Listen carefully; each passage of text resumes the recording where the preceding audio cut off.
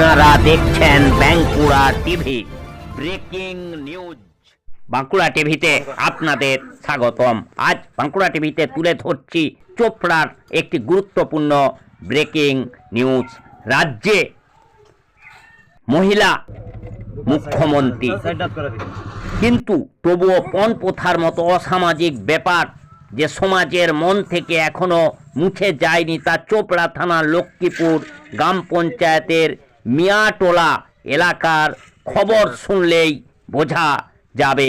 জানা যায় ওই গ্রামে পণের দাবিতে এক গৃহবধূকে স্বামীর বাড়ির লোকজনেরা মেরে গলায় দড়ি দিয়ে ঝুলিয়ে দেওয়ার অভিযোগ করে মেয়ের পরিবারের সদস্যরা। অভিযোগের তীর খোদ ওই গৃহবধূর শ্বশুর বাড়ির সদস্যদের উপরে। ঘটনাটি ঘটেছে উত্তর দিনাজপুর জেলার চোপড়া থানার লক্ষ্মীপুর সংলগ্ন এলাকা মেয়াটোলা গ্রামে।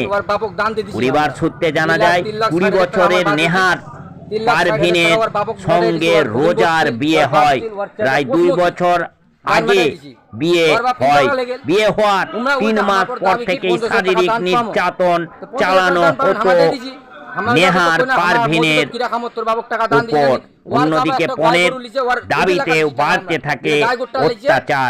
নেহার পারভিনের বাবা বলেন, বিয়ের সময় সোনা গয়না মোটর বাইক থেকে আসবাবপত্র সমস্ত জিনিসপত্র দেওয়া সত্ত্বেও আরো পণের দাবিতে অত্যাচার বাড়ায় স্বামী, শ্বশুর ও শাশুড়ি।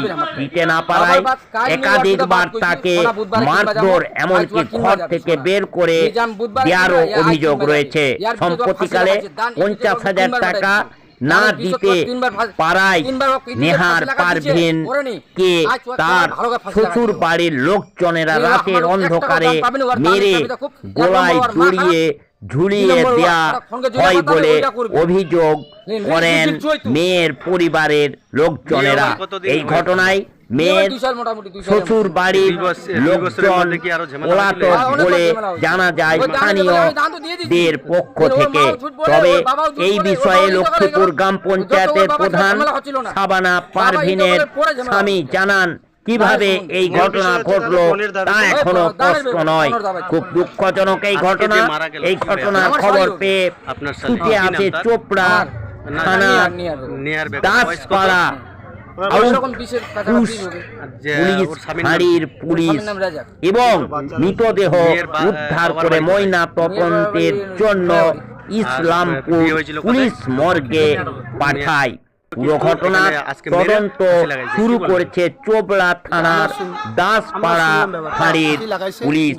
কিন্তু প্রশ্ন হচ্ছে, যেহেতু রাজ্যের মহিলা মুখ্যমন্ত্রী যারা দোষী, তাদের এই ধরনের ঘটনার সঙ্গে যারা যুক্ত, তাদের কোনো শাস্তি না হওয়ায় এই ধরনের নারী নির্যাতনের ঘটনা রাজ্যের দিনের পর দিন বেড়ে চলেছে, যা ভারতবর্ষের বুকে নজিরবিহীন। দেখতে থাকুন সেই খবর একমাত্র বাঁকুড়া টিভির পর্দায়। নিজে মারা গেছে না ফাঁসি লাগাই দেওয়া হয়েছে। কি নাম আপনার? আমার নাম রাজাকুল ইসলাম, লক্ষ্মীপুর প্রধানের প্রতিনিধি।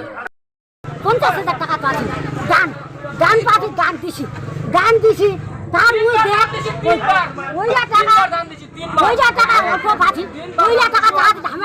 কতদিন আগে বিয়ে হয়েছিল? 2 বছর। আজকে কি হয়েছে ঘটনা? আজকে কি হয়েছে? আজকে ঘটনাটা মাইজি জমা চাইছিল, টাকা বলে নাই, টাকা নাই, ওর বাবির ভাই জমা করে। ওর বাবির ভাই যাচ্ছিল, মাইজি আটকাইছে, যায়নি, জমা দেয়নি, মারে হেনে চাপে দিছে, মারে চাপে দিছে। এটা কি আপনারা অভিযোগ করবেন পুলিশের কাছে? হ্যাঁ, পুলিশের কাছে অভিযোগ করবেন, কেস করবেন? হ্যাঁ। কালকে আমার পকেট থেকে আমি 4,000 টাকা দিলাম। আপনার বাড়ি কোথায়? আপনার বাড়ি কোথায়? আমার মেয়ে বাড়ি কোথায়? ওই হাই স্কুলে লক্ষ্মীপুরে। কি গ্রামটার নাম কি? নয়াবাড়ি। নয়াবাড়ি। আর আপনার মেয়ের নাম কি? নিয়াজ বেগম। বয়স কত? 20-21 হবে। আপনার জামাইয়ের নাম কি? রাজা। রাজা। বিয়ে কোথায় হয়েছিল? আমার মেয়ে এই বাড়ির উপর না, কি গ্রামটার নাম কি? লক্ষ্মীপুর লক্ষ্মীপুর গ্রামে হ্যাঁ। কি বলে এই পাড়াটাকে কি বলে? মুন্সিতলা। আজকে কি হয়েছে ঘটনাটা? ওই পয়সার ব্যাপারটা নিয়ে আমার মেয়ের সঙ্গে খুব অত্যাচার হয়েছে। ফাঁসিতে ঝুলাই দিবার পরে এরা 3 ঘন্টা খুব 3 ঘন্টা এরা বস্তির লোক যারা আপসের ভিতরে ঘষর মশর করছে যে এখন কোনটা সিদ্ধান্ত নিব। আর আমি গেছিলাম টাকাটা কিসের টাকার জন্য? দান দান দান যৌতুকের জন্য? কতদিন আগে বিয়ে হয়েছিল? 2 বছর হইলো। এর মধ্যে আমার একটা ছেলের 7 লাখ টাকা অপারেশন হইলো, ওই জন্য আমি আটকা পড়ে গেছিলাম।